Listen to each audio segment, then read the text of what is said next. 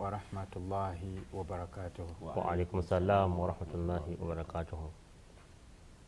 Omulaba ffe omulungi olunaku lwajjo twabadde ne bamaseeka wano era olwanya okuba nti bagezaako oba batulambulira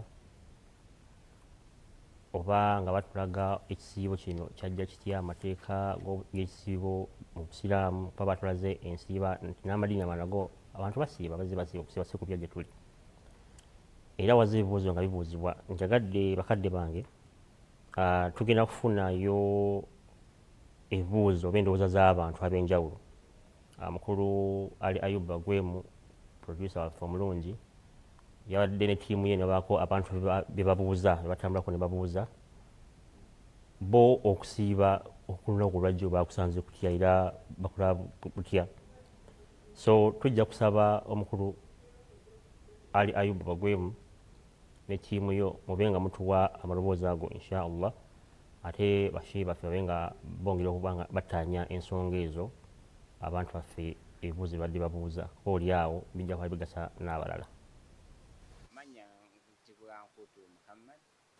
Okusinziira ku mulundi guno at least kooko waliwo oko okutaggulula ku ggwanga okusiibwa kiri ekyaggwa sebo kiri ekyaggwa twali tusiibira mu maka gaffe twali tetutambula twali tusobola kujja ku mizigiti ekisiibo kino at least kitusanze nga gavumenti yataggululako okwo abantu basobola okutambula basobola okukola ku mirimu gyabwe mitonotono abalina tusobola okujja ku muzigiti ne tusaala.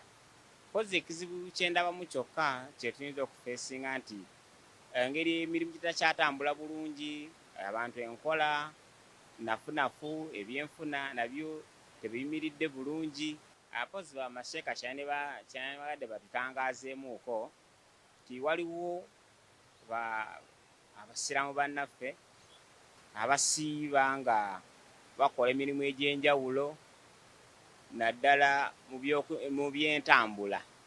Ekisiibo omuntu ebiseera ebisinga omuntu aba akola emirimu ani ateekeddwa okusiiba ne atateekeddwa kusiiba. Mwami Muhammad Nkutu tumuwulidde era olunaku lwajjo era yabuuzizza nti singa mba mutambuze yadde mukulu Jamigo ng'ava eriri eryo abuuza ndi mutambuze naye baseeka era bategeezako nti bamunyonyola naye inshallah mukadde waffe tujja saba mutandikire Mwami Nkutu. أشهد أن لا إله إلا الله وحده لا شريك له وأشهد أن محمدا عبده ورسوله أما بعد فأعوذ بالله من الشيطان الرجيم بسم الله الرحمن الرحيم. Okusooka nebaza Allah tabaraka wa ta'ala ageze olunaku olwaleero n'aba nti atusobozesezza okutuuka wano okubeerako n'ebyetutangaaza mu njigiriza ey'eddiini y'Ekiislaamu ate era mu ngeri y'emu ne neebaza na management ya BBS Telefayina tuwadde omukisa okubeera nti tutuusa ku bantu baffe ebyo bye balinako obwetaavu mu kumanya kubanga omuntu aba talina kyamanyi abeera mu mbeera embi ennyo ddala.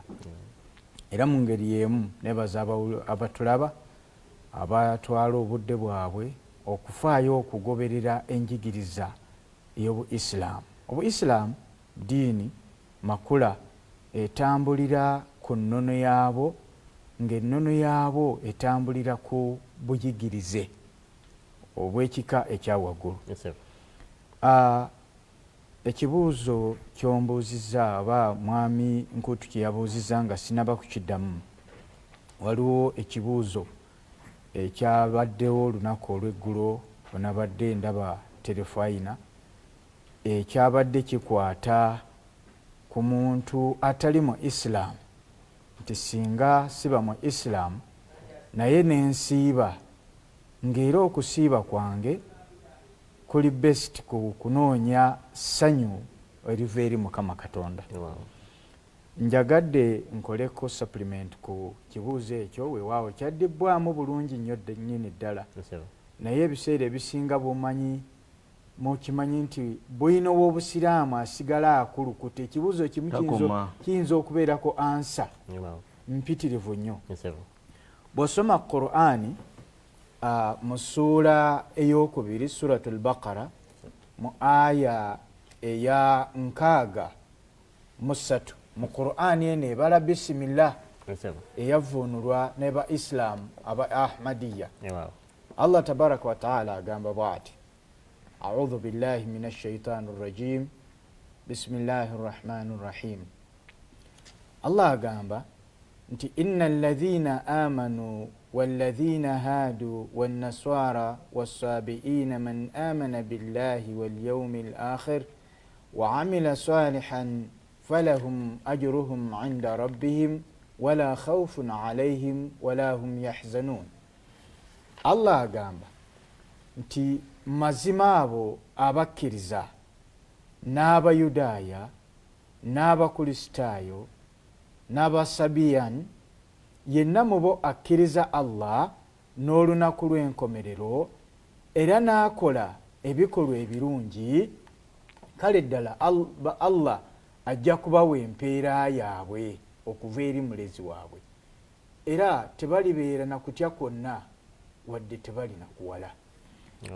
Aya eno etulaga nti buli muntu yenna ekikolwa kyakola singa kiba best ku kutya Mukama Katonda we, ekikolwa ekyo Mukama Katonda amusasulamu empeera, nomata mu Yudaaya oba mu Kristaayo oba mu Islam, kubanga ye Mukama Katonda yatutonda ng'alina ekigendererwa okukola okumusanyusa.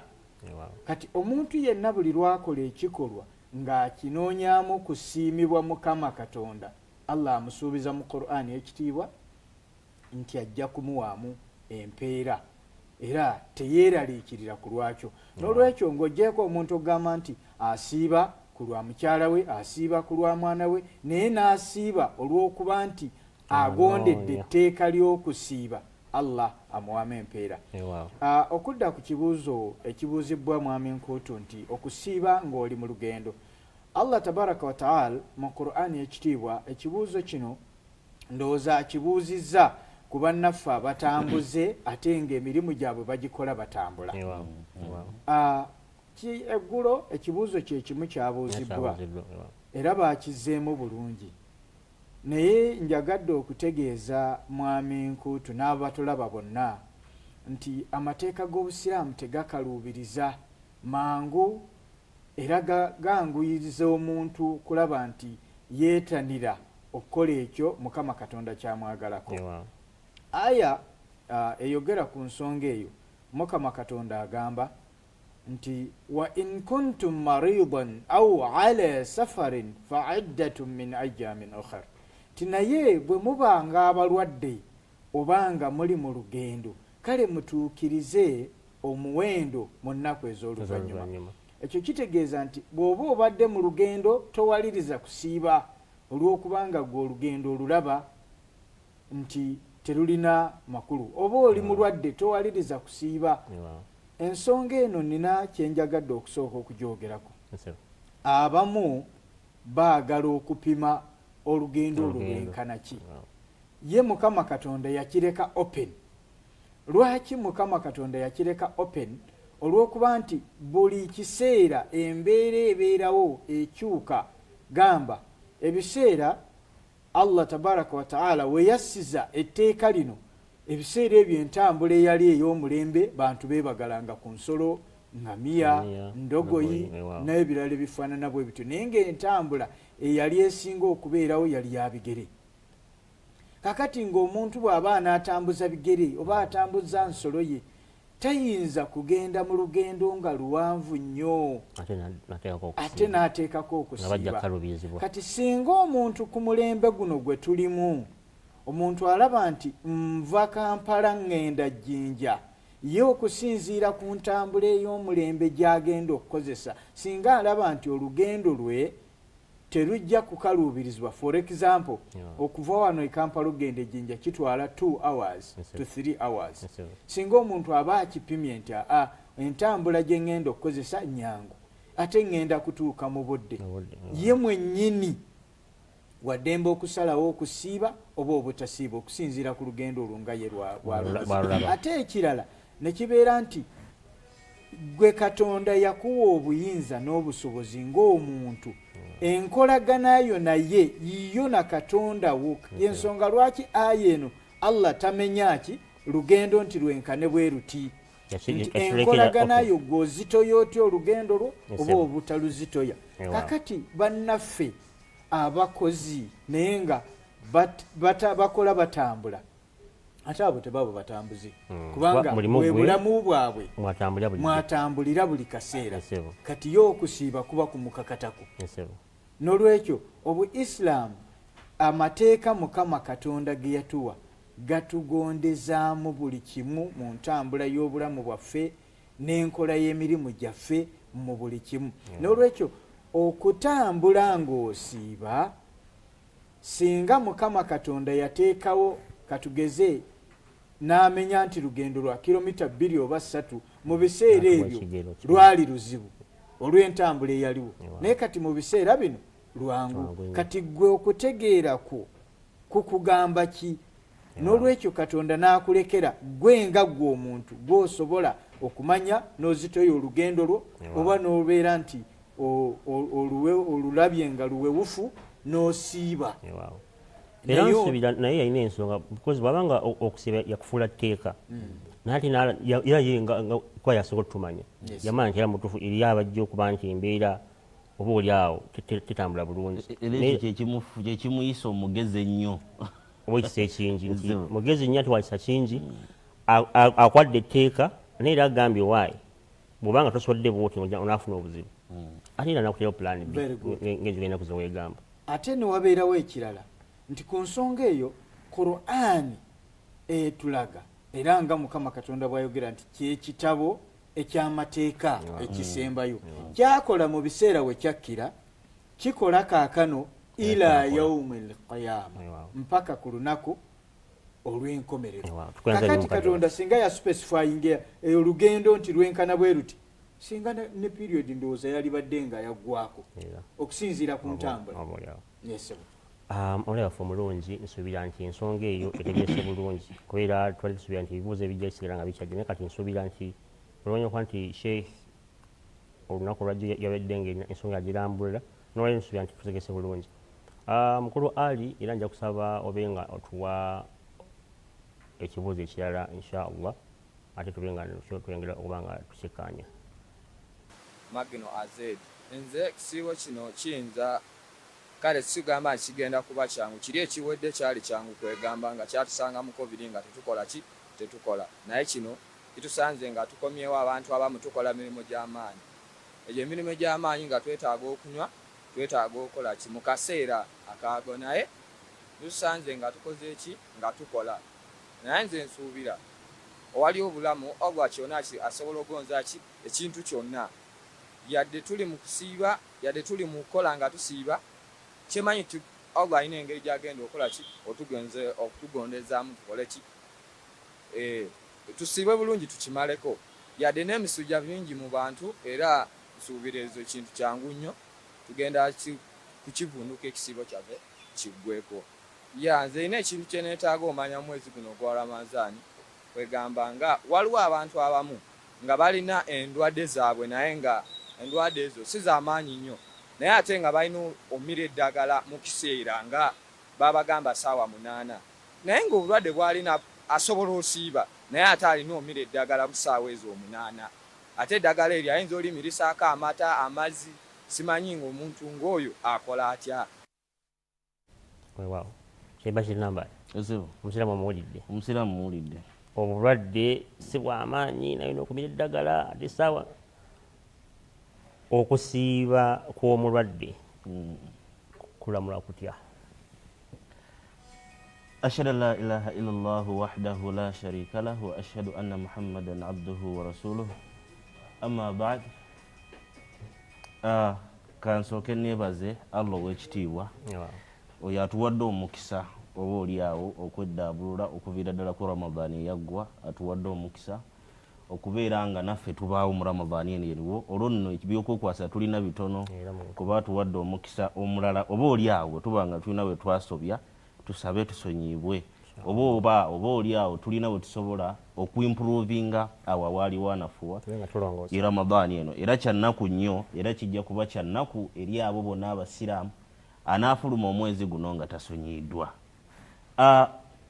Olwo nno ngenda kuzzaako okwebaza management ya BBS eyasobodde okuwa obusiraamu omukisa guno okubeera nti baba balya emmere yaabwe maliiro gaabwe ng'ate munange n'emyoyo gyabwe bwe girya gamba tebakoma ku kulya buli naye n'emyoyo BBS yagifuddeko ne babeera nga bakola ki balina kye balya oba oliawo ekiryowa emyoyo gyabwe nga ye puroguramu eno okubeera nga balina ebejjukanya nabyo bwe baliisa omubiri ate baliisa omubiri bwe baliisa n'omwoyo omwoyo tegulya mmere gwo gulya ebigambo byowulira oba byolaba ku TV eyo. Ekyokubiri ssebo ngenda kwebaza naawe okumpa omukisa manyi Nabi Muhammad sallam agamba nti khairukum man ta'allama al-Qur'ana wa 'allamahu asinga obulungi mummwe si oyo eyeebyula oba eyeesiiga ebizigo oba asitula obuzito alina figa ennungi wabula yoyo ayiga Qur'an. In other words, constitution y'obusiraamu ye Qur'an oyo alina kyayize kyonna mu busiraamu wa 'allamahu n'abaako gwakola ki gwakiyigiriza omulala. So nkwebaza okumpa omukisa ogwo okubeera nga naffe otuwadde omukisa ogw'okubeera nga tubaako akatono ako ke tumanyi kwe tejjukanya ne baganda baffe abali ebunaayira. Kangende ku kibuuzo kya mukulu Azedi. Jo nange nabadde waka nga ndaba era mu kulaba kwange nalabye ng'ekibuuzo ekyefaananyiza bwe kityo kiddibwamu naye nga sheekhu wange bwakugambye nti obusiraamu lulinga lufungo oba baluyita luviiri lwa gaali teruggwayo era tebakulima nti ogenda kusoma obusiraamu okoleki obumale yabumalayo yali omu yekka Muhammad sallallahu alaihi wasallam oyo Allah gwe yasobozesa naye fe abasigadde ogenda kusoma okomawo. So nange ngenda kwongera ngazi ye ku kibuuzo ekya muganda wange Azid. Omulwadde gwe obusiraamu naddala mu mwezi guno gwa Ramadhan bukwogerako ki? Aya ya Qur'an yemu gye ngenda okukozesa naye nga njigaziyiza. A'udhu billahi minash shaitani rajim. Esangibwa mu suratul Baqara aya ya 185. Mu sura ezisoma mu Qur'an ezisoma basmala naddala eno eyavunula abaisiramu abahmadiya gwalina Qur'an etabala basmala aya ya 84. Allah agamba ayyama ma'dudat. Toyina kutya tolina kweraliikirira tolowooza nti omwezi guno akutaddeko badini nti gugenda kubeerawo lubeerera.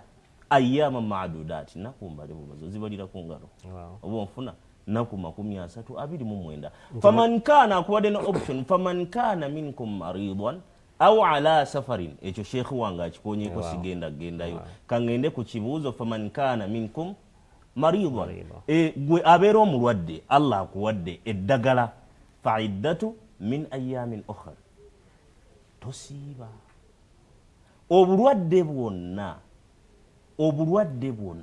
obukutuusa ku level. By the way obulwadde bulimu ebika ekyo kansooka enkimenye bwenti eriyo obulwadde nga ne bwobeera mulwadde osiiba eriyo ekika ky'obulwadde naye nga mu bulwadde bwakyo osiiba. Bulwadde kyakulabirako bulwadde ngaaki ekiwalaata sekimanyi bulwadde obuyitirivu nno ekiwalaata bulwadde naye gwe teweeteka mu balwadde bano Allah ow'ekitiibwa bayogerako tolina ddagala lyogenda kumira ate tebuyina ngeri gye bugenda kunafuyamu kukukosa oba kukosa mu kusiibako.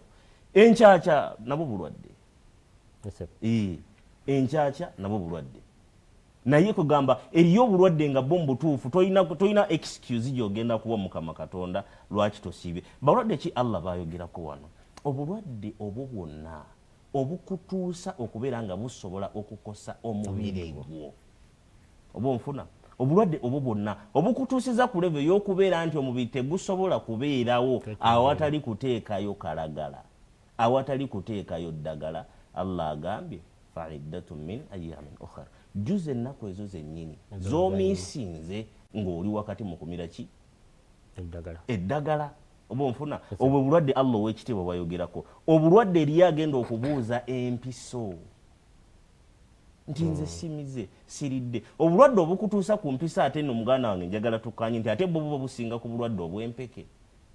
kuba empiso empeke bwegaana olwo empiso yekola ki yevaayo. So obulwadde nabwo obukutuusa ku mpiso obwo nno nabwo Allah akugambye tokola ki wabula bw'omalayo ddoozi yo bw'okakasa nti owonye ovudde ku mpeke ovudde ku ki olwo nno jjuza ennaku ki kati ate eriyo obulwadde ate nga bwo tebugenda kugenda kati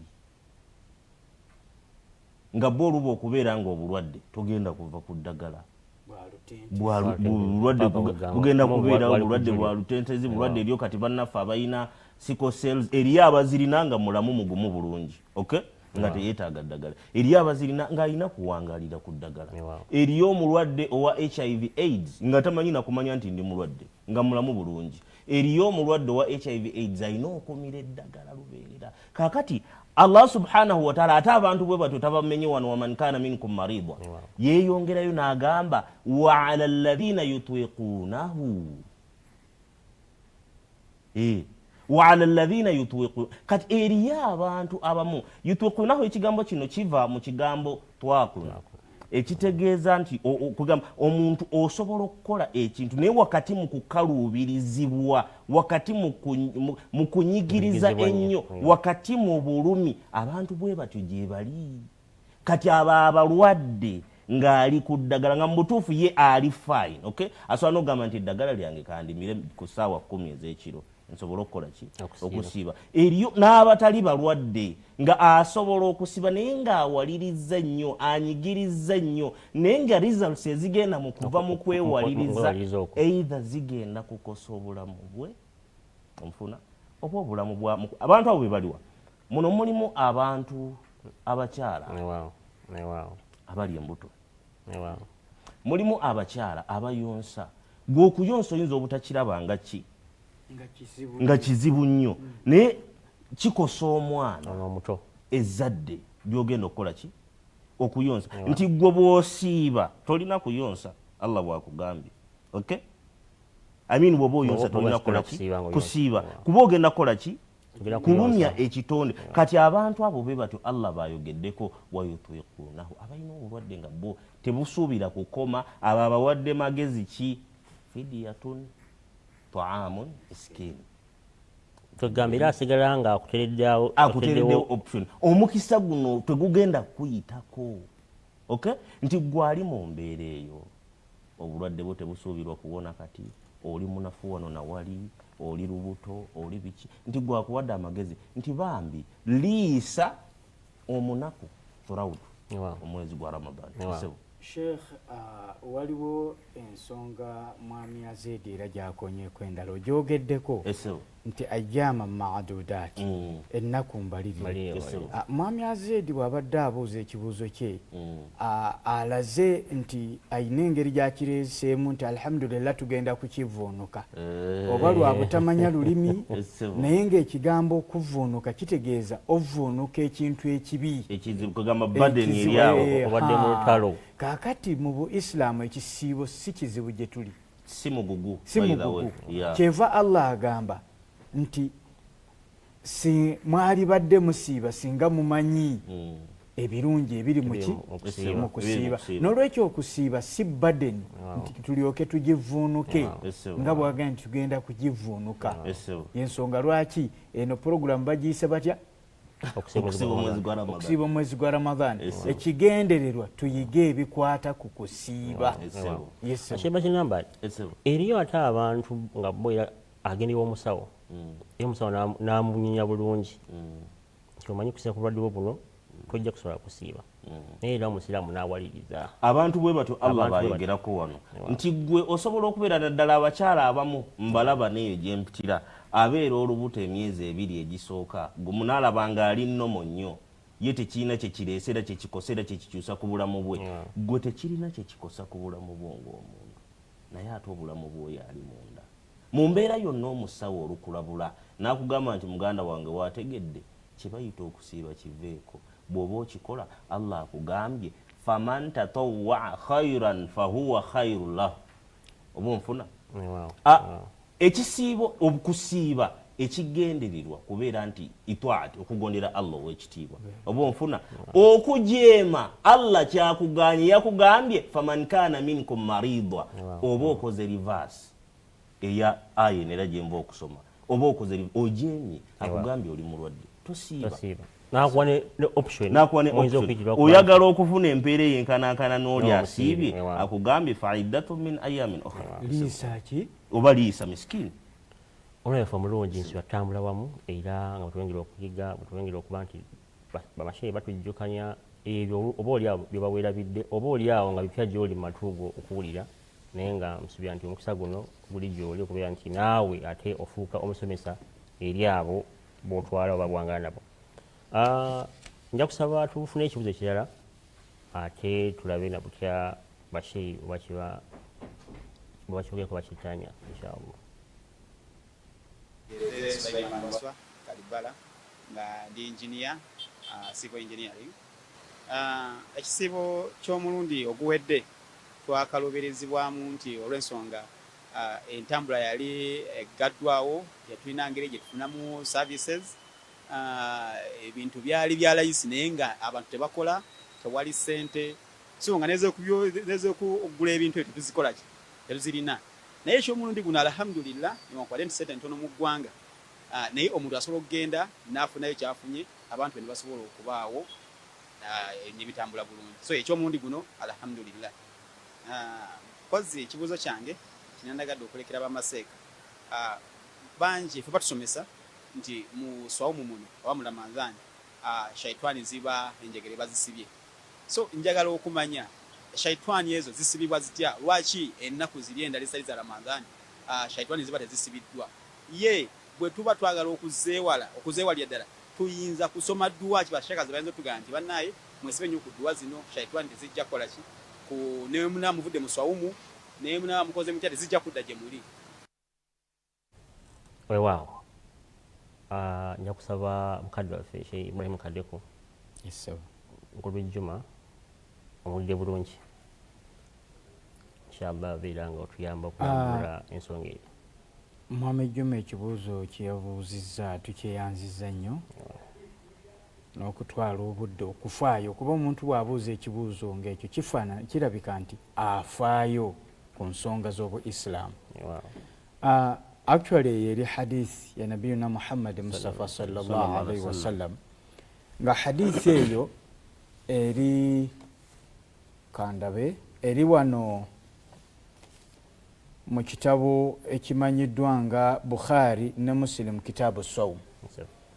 Nabiyuna Muhammad sallallahu alaihi wasallam agamba nti an Abi Hurairah radhiyallahu anhu qala قال رسول الله صلى الله عليه وسلم إذا دخل شهر رمضان فتحت أبواب السماء وفي رواية وفتحت أبواب الجنة وغلقت أبواب جهنم وسلسلة الشياطين وفي رواية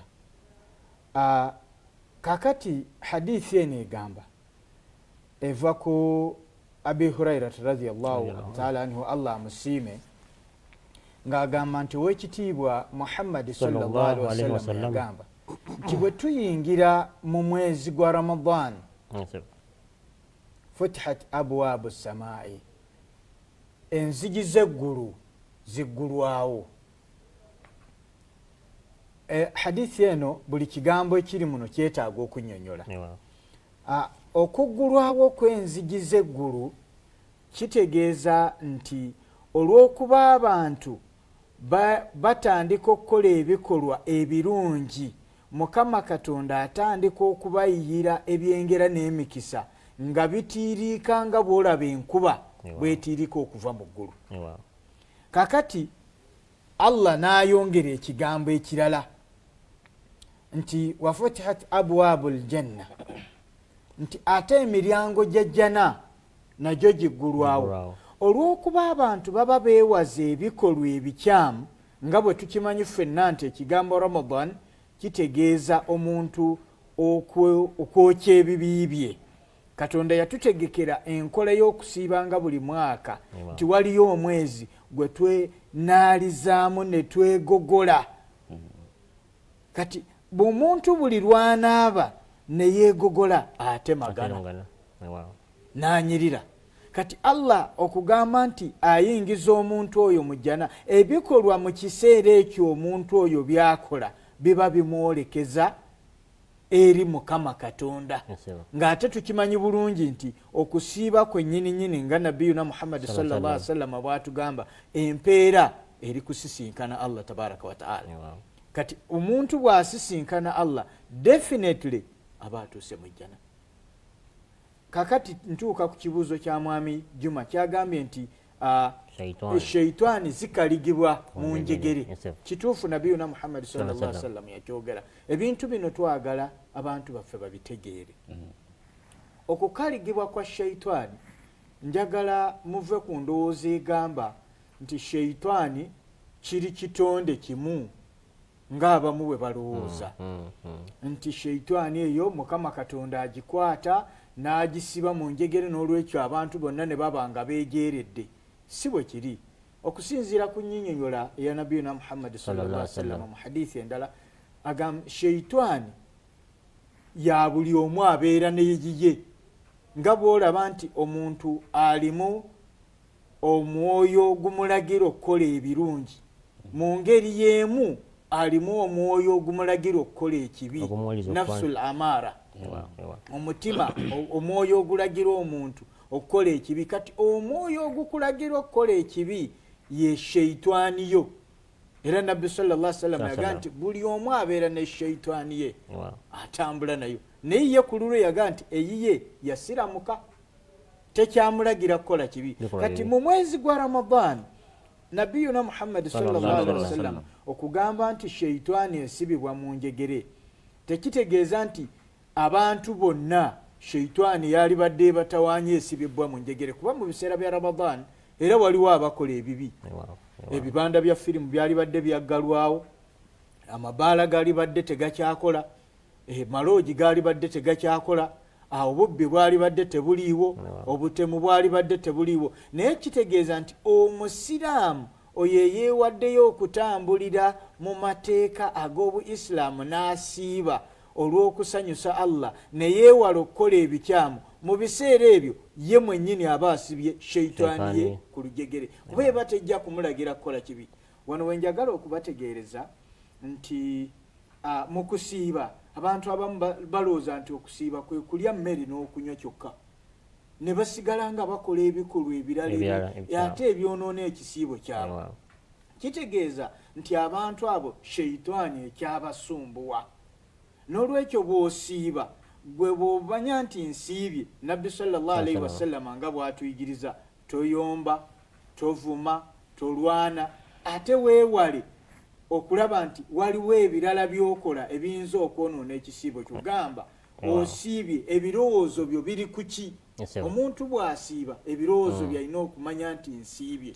Amaaso go olina okusiiba okwewala okutunuulira ebintu ebitagasa ebiyinza obutakulaakulanya bukkiriza bwo. Era tulina n'endowooza emu eri mu bannaffe oba oliawo gye balina gye bagenda oluusi boogera nti lwaki mu biseera bino eby'okusiiba osanga nga amabaala abantu abagagendamu baba batono. Naye n'endowooza nti oba oliawo abasiraamu bano bandibanga bakola ki? Bebagenda ebuye. Endowooza eyo weewaawo nga weeri mu bantu naye ate si ntuufu. Njagala mutegeere ensonga eno naddala abatulaba mudakiikemu nti bannaffe ab'enzikiriza endala tulina oluganda nabo, tulina eŋŋanda zaffe nga si ba Islam. Kakati batira nnyo okwewala ebikolwa eby'obutali butuukirivu olw'ab'eŋŋanda zaabwe. Kakati abadde atamiirukuga yenna n'akomawo waka nga yenna atagala butagazi ayuuga naga nti omwana wange musiraamu, mukyala wange musiraamu, ku luno nnina okumuwa ekitiibwa kubanga asiiba mwezi mutukuvu, sijja kgenda mu bbaala.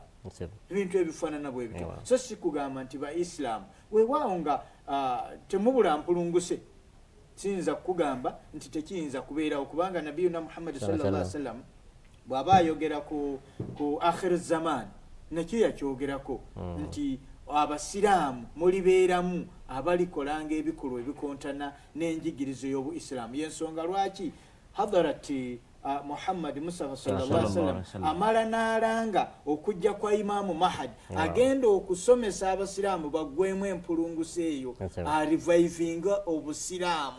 Era yensonga lwaki tuzze wano ku BBS Tarifayina ng'abagoberezi ba Imaamu Mahdi abaategeera ensomesa y'obusiraamu amakula abantu gye baali beerabidde tuddemu tugisomesa abantu abalala. Nkusaba mukadde wange kwongerako katono musekendi asatu kwanja tufune ekibuzo ekirala ate tugere nga tufuna amasimu okwongerako akatono ku bigambo bya sheekhu wange naddala ku bya baganda baffe abaddayo ne bagereesa nti oba oliawo abasiraamu be bagenda mu mabaala oba be bagenda ku bbuki oba be bakola batya mu mwezi naddala guno gwa Ramadhan. Sheekh akunyonyodde bulungi shaitani kyeki kitandikira ku buli muntu abeera ne shaitani mu mutima gwe oba mu ye mwennyini.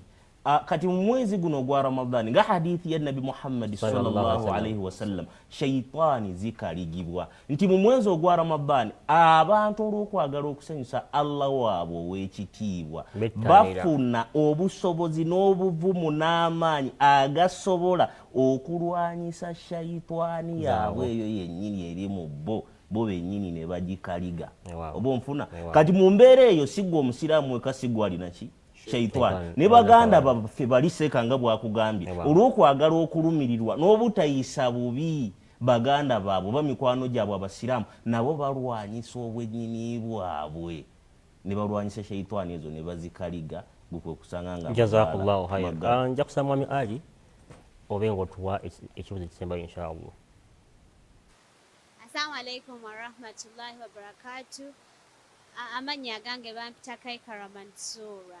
Alhamdulillah webale nnyo okumpaako this opportunity okuba njogerako. Ekisibo kino nga wobadde ogambye kino kibadde abantu abasinga ku ffe tubadde expectinga tugenda tandika okusiba ku Lwokusatu. Abasinga bwe tubadde tukimanyi naye era omusiraamu yenna olina okubeerawo ng'olina okutegeera nti kadari ya Allah happeninga. So wadde era twabadde tetusobola butasiiba lunaku luno okubeera baatugambye amawulire ku Mande kino tulina okutandika okusiba ku Lwokubiri. So far nga mulaba olunaku lwakatuuka mu makkati alhamdulillah ekisibo kigenda bulungi era katusuubire kijja kgenda bwe kito paka mukigwako. Yes, njagala okubuuza bamashehe, njagala kubuuza nti omuntu wabeera asiibye kikkirizibwa okusenya amannyo? Omulidde omukyala Mansura kikkirizibwa okusenya amannyo kiyinza nno okusesa abantu naye eriyo bashiyuku abamu abasomesa abantu mu kusiiba kuno bambi ebyokusenya babiveeko. Waliwo hadithi ereeta obuzibu ngenda kuyita mu lukwakwayo speed. Qala Rasulullah sallallahu alaihi wasallam tusibwako Abu Huraira naye ngenda kutukukira ku kintu sennyini. Wala khulufa fammi swa'im atyab inda Allahi min rihil misk. Akawoowo k'omusiibi akamuvaamu okay kawunya bulungi nnyo era kalungi nnyo mu maaso ga Allah ow'ekitiibwa okusinga akawoowo akamanyikiddwa nga miski. Miski nako kawoowo kayitirivu nnyo. Hadithi eno omuntu yokoma okusirika oba bwe tuba tusiibye olw'okuba nti mu kamwa muno tulinamu enzymes ne bacteria ezikuba emmere eziba zamanyira nti mbiseera bwe bityo omuntu aba alina kubeera ng'akola ki ataddeyo ekintu mu kamwa zituuka ne zisanga obuzibu. So embeera mu kamwa n'ekyankalana kwe kubeera ng'omuntu atuuka ekiseera n'akola ki n'awunya akamwa. Naye okuwunya kw'akamwa okwo Allah si kwategeeza wano okuwunyirira abantu. Ate olaba Nabi Muhammad sallallahu alaihi wasallam yagoba ne basahaba abamu mu swala oluvannyuma lw'okulya ccumu. Tosembera mu swala ng'okola ki owunya akamwa. Tobeera mu mbeera ng'owunyirira abantu akamwa. Sheekhe nga bwe yakunnyonnyodde mu ntandikwa eriyo ebintu mwana wattu omusiraamu gw'asiibye tolowooza nti okusiiba kwerekereza kulya na kunywa kyokka n'omalako n'okugamba nti omusiibi olina ebintu by'olina okwegendereza nga bw'otabyegendereza ojja kufundikira ng'enjala ekoze eki ekulumidde bwereere. Mu byo ngenda kwogera ku lulimi olina okwegendereza ennyo olulimi lwo. Ebigambo ebiva mu musiibi mwana wattu si bye bigambo byalivudde mu muntu ali mu kweriira emmere ye oba onfuna ke kawoowo ako akava mu muki mu musibi Allah kayogerako ti mwana wattu ako kawunya bulungi ebigambo ebyo ebikufulumamu birungi nnyo maaso ga Allah n'okusinga akawoowo ki kamiski omuntu akkirizibwa okusenyanga yasiibye Muhammad sallallahu alayhi wasallam mu hadithi emu atugamba Abu Hurayra era yagituusaako atugamba qala laula an yashaqu ala ummati singa tekwali kwagala kalubiriza bantu ba kibiina kyange la amarahum bisawak maa kulli wudu naali bakubiriza nti buli lwe muba mufuna wudu temukoma kunyumunguza bunyumunguza mukama wabula mukozesa akasenya gwe ali mu kisiba atayagala okwongera ku mpeerayo ayagala okwongera ku wuduyo mwana wattu bw'oba osobola nga tokaluubirizibwa walibadde otambula n'akasenya buli wodda obeere mpozi sheekh ensonga eyo tugiyanziza nnyo wabula nina katono nnyo kenjagadde okwongerezaako nti bw'oba osiiba nga sheekh bw'atunyonyodde okusenya sikiri haramu naye kyalibadde kirungi oleme kukozesa ddagala for your information tokozesa ddagala kuba lirina test vane ku test liwa mukamwa ebiseera ebisinga bw'onyumunguza mukamwa lisigalamu sweetness eyo nesigala nga ye ekyakola ki yuki ogenda kusigala omira amalo so olina kwegendereza bwegendereza biki byokozeseza ng'osenya okay so si kugamba nti okusenya kujiddwa abakadde bange tuyanza nnyo era omulabe waffe omulungi nsuubira nti mu butuufu ebigambo bingi ebyogeddwa olunaku olwaleero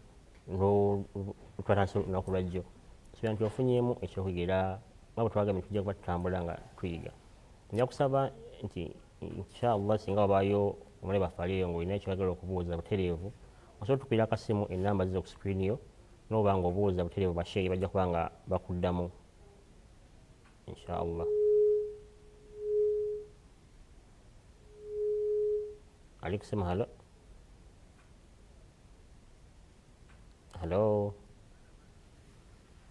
wewa nga tulinda amasimu she eriyo era ekibuuzo ekyasigadde olunaku lwajjo kyali kiva muganda waffe Mutebe Ali Akin yabuuziza ekibuuzo mu meseji ye tekyaddiddwamu halo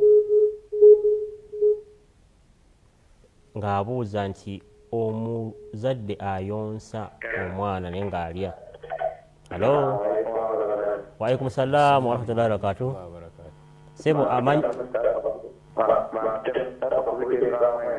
yesu mwami Mustafa gweka mwenge yesebo yesebo yesebo wow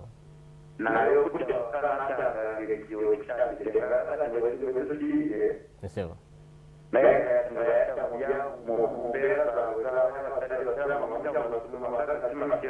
yesebo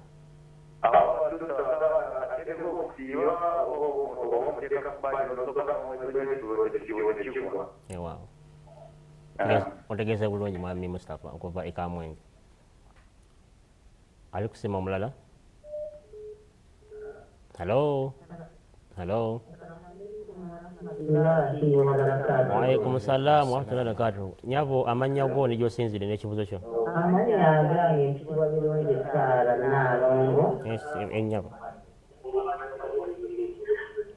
amanya birungi Saala ennyabo nabeera Salama Road ennyabo ekibuuzo ekyange ennyabo nze mbuuza nti omukyala ayonsa akatugeza omwana wa myezi 5 asobola okunywa amata akkirizibwa okusiiba oba naye takkirizibwa kusiiba tukuyanziga Naalongo ewaawo era ndowooza n'ekibuzo kyaffe kimwe tuleeta ekya mwami Ali Akin kikwataganamu mu nekya mukadde waffe Naalongo Saara birungi okwesalaamu alina omwana asobola okulya emmere asobola okunywa ku mata akola atya kanagenawo she tweyanziza nnyo ababuuziza ekibuuzo ekyo bino bye bintu abantu baffe bye beetaaga okumanya so that basobole okutegeera obusiraamu nga bwe butambula. Njagala obategeeza ekintu kimu.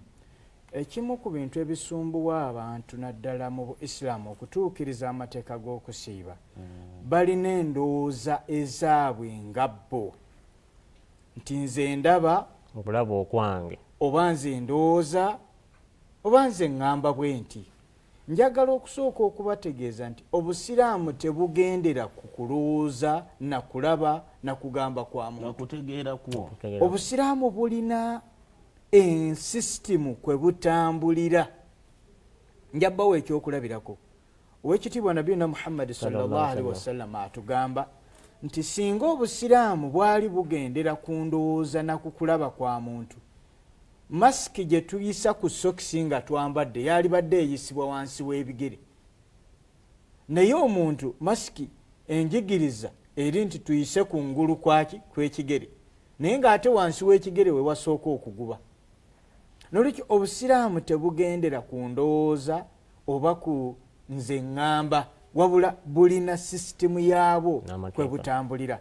Akati Qur'ani ey'ekitiibwa mu ssuula eya 31 sijja kugisoma olw'obudde aya ey'15 Mukama Katonda atugamba nti abakyala bayonse abaana baabwe emyaka 2 emijjuvu. Ati ye Allah yatutonda amanyi nti omwana wo ajja kwetaaga amabeere ebbanga lya myaka 2 gegajja okumugasa mu bulamu bwe. Amabeere ago okusinziira ku nnyinnyonnyola y'ekisawo galimu eddagala eri omwana. Singa omukyala awalirizibwa okujja omwana ku mabeere nga bukyali oba n'amuyonsa nga tamuyonsa nga bwe kiri supposed okubeera nti amuyonsezza emirundi emeka olunaku, omwana oyo afuna obukaluubirivu mu bulamu bwe. Kati nzira ku kibuuzo, ekituufu kiri nti omukyala takkirizibwa kusiiba kuba aba ayonsa olw'ensonga ye kennyini ng'omukyala ajja kufuna obukaluubirivu atya omwana okumuyonka ng'ali mu kwesiiba kikosa obulamu bw'omukyala kyekisookera ddala. Kakati ate kigenda kukosa n'omwana nti amabeere omwana gayonka ekiro omukyala emmere alina kugirya misana n'akola amabeere ago ag'ekiro. Kati singa aba tagiridde misana olw'okuba omwana alya emmere sitiiri y'omwana asigala aba akosebwa. Nolwekyo Obuisiraamu enjigiriza yaabwo yeeyo. Ate tekikkirizibwa kulowooza nti ka nzije omwana ono ku mabeere wabulayo omwezi gumu tusiibe owalirizibwe omujje ku mabeere olw'okuba ng'oyagala osiibe. Omwana alina right ye. Okusiiba kuno tekunnaba kumukakatako ng'omwana.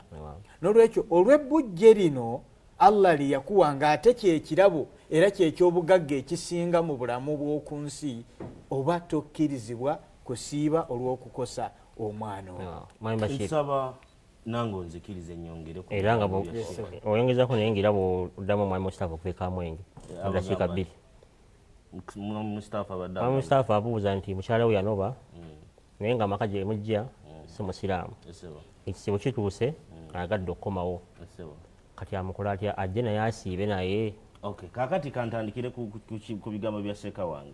Omanyi Allah ye mugezi ennyo, the wise yasinga ye mugezi ennyo, taliimu kamulumu kikyaba atulagidde okukola oba talina nsobi yonna gy'aba akoze. Waawo gwe okutegeerako sheekh nga bwe yakugambye tolina kukuleeta nnyo muki okuyonsa tekuyamba mwana ye.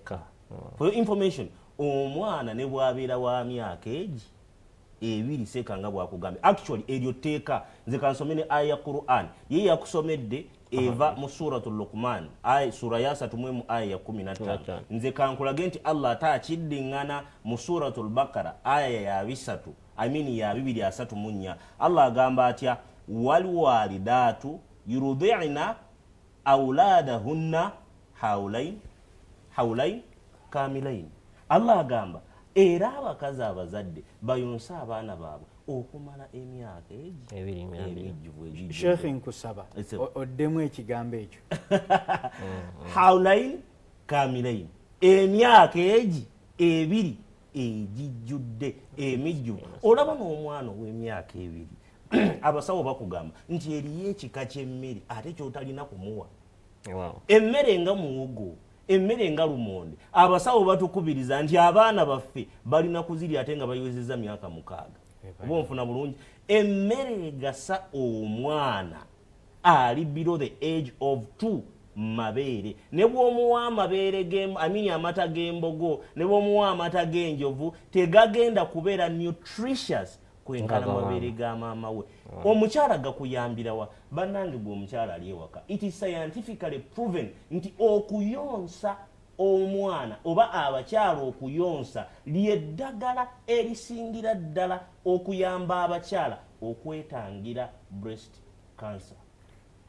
Mu dakiika 2 tamu ekibuzo kya mwami Mustafa yawasa mukyala we banobye omukyala azze ewaka naye nga maka gye yamujja tebaali basiraamu kati alina okutya nti mukuddayo wano ayinza okuba nga tyadda mu mizimu yandikoze obusiraamu. Obusiraamu omukyala mu kunoba kati tugenze ku topic ya divorce ngazi nnyo nekangifunze. Okunoba wabaawo kye bayita ida period oba akaseera ak'okulindiriza. Allah alina akaseera k'abawa aka reconciliation. Oba onfuna muganda wange akaseera aka reconciliation katwalira n'ekitono ennyo emyezi ng'eno oba 3. Naye bw'obala ennyo bwe mba aya ku aya kasobola n'okutwala emyezi egiwera 7. Mu bbanga eryo wakati awo omukyala aba akyali mukyalawo bwadda ng'akyusizza eddiini. Okay? Bwadda mu kaseera aka reconciliation ng'akyusizza eddiini abange mugobe oba nnende ekisibo kikole kiggweko alyokadde nedda. La ikraha fi ddiini. Eddiini eri wakati wo gwe ne Mukama Katonda wo, si wakati wo nze naawe. Teri wakati wo gwe ne mukyalawo. Okusalawo kwa mukyalawo ddiini kijjagendamu eri wakati we ne Allah ow'ekitiibwa. Oba onfuna so ye aba asigala mukyalawo oba akyusizza ate oba asobola ogikyusa ng'ali naawe nga tanobye eryo ddembe lye era tolina kyosobola mukolera. Olw'okuba nti osazeewo nti mpumbewumbe mu bwangu kibuuzo ekyo kikazi kitetukyongerako olunaku bwe inshallah. Bakadde bange mbeyanza nnyo olw'okutwa akadde ne mujja ne obanga mutuwa ebigambo by'amagezi ne mulyowo emyoyo gyaffe nga mukulubashi batugambye nti abalabe ffe abalungi nga buli ewaka bw'oliisa omubiri guno osobola okuba nti osiiba olunaku lulamba ate ensubira nti ne mu puroguramu eno oba oli awo n'omwoyo nagwo tegusigalidde. Nga bwe nategeeza olunaku lwajjo nti ekitabo kino okusiiba omwezi gwa Ramadhan ekitabo bamasheyi bazze bakitubuulira kale gwe ayagala okumanya byonna byagala okumanya mu kusiiba omwezi gwa Ramadhan buli byolya bwogerako wano ebibuuzo byonna ebibuuzibwa okusaba nti dduka bunambiro nga bwe nategeeza jjo wonna w'omanyi omuzikiti gw'abakiramu Ahmadiyya wano ewandegeya tuli awo opposite ne police station oba opposite Afrisera ku bitala wennyini. Naye ate atasobodde kuba nti otutukako waliwo n'omukutu ogwateekebwawo guli www.islamictreasury.org.ug www.islamictreasury.org.ug. Inshallah ojja kubeera nga weefunira ekitabo ekyo n'ebitabo birala 1000 osome obusiraamu bw'obutegere bulungi ate oba oli awo naawe ofuuke omusomesa eri abantu wanga nabo. Nja kwebaza abakadde baffe mwami Mustafa okuva e Kamwenge, mukadde waffe Naalongo Saala birungi okuva e Salaama olw'ebibuzo byammwe ebirungi. Ebibuzo bingi ebitaddiddwamu wano bannaffe abise kutumira WhatsApp, Facebook. Mbakakasa nti oluvannyuma lwa puroguramu eno mugenda kuba nga muddibamu ebibuuzo ebyo kinoomu. Basheyi bajja kuba nga babakulira amasimu ate babanyonya ensonga zammwe namwe mbe nga muzinyonyoka inshallah. Obutasukka wano njagala kwebaza abakadde baffe nate era ABS Telefayina okubeera nti baatuwadde omukisa guno okubeera nti tujja tutanya ensonga zino era abantu baffe abalungi abali abasiibye babe nga balongoosa inshallah.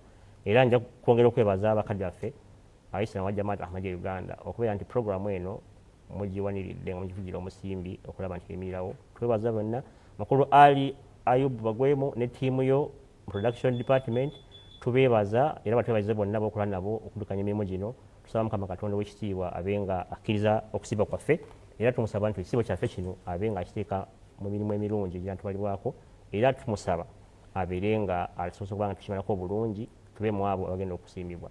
Sijja kusukka wano omwanyizi wa puroguramu nsigadde Ssegunyi Ismail Kiyemba nsaba inshallah tusikane olunaku olw'enkya. Assalamu alaikum wa rahmatullahi wa barakatuh. Wa alaikum assalam wa rahmatullahi. Bismillahir rahmanir rahim.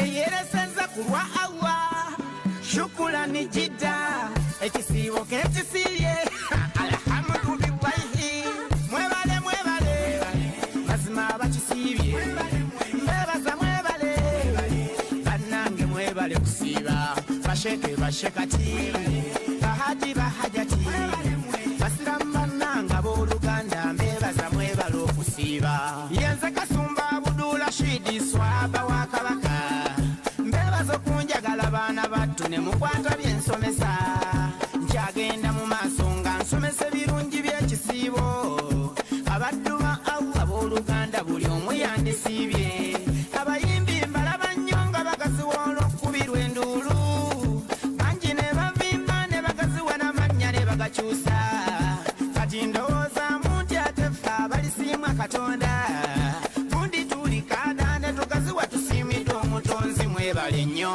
mwebale mazima bakisiibye mbebaza mwebale bannange mwebale kusiiba basheke bashekati bahaji bahajati basiramu bannange abooluganda mbebaza mwebale okusiiba omwezi bw'okuwayo eri Allah n'empisa n'okyusa mwana wattu n'amazambi n'olekawo naye talemu okukuwa empeera otoolanga zaka okweresa zina obulamu n'omuwa naye talemu okukuwa empeera ofisanga wakaseera n'olambula abalwadde mu makomera bali eyo obuyambi bwokale babwetaaga mwebale mazima bakisiibye mbebaza mwebale bannange mwebale kusiiba basheke bashekati bahaji bahajati basiramu bannange abooluganda mbebaza mwebale okusiiba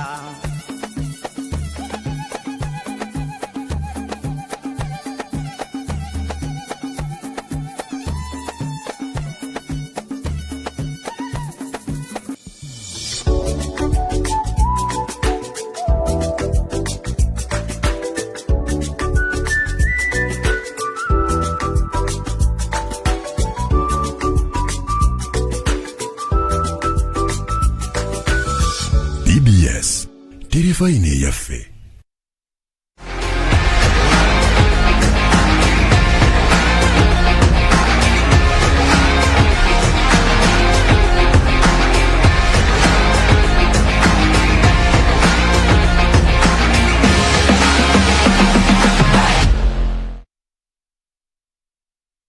Good morning, ladies and gentlemen.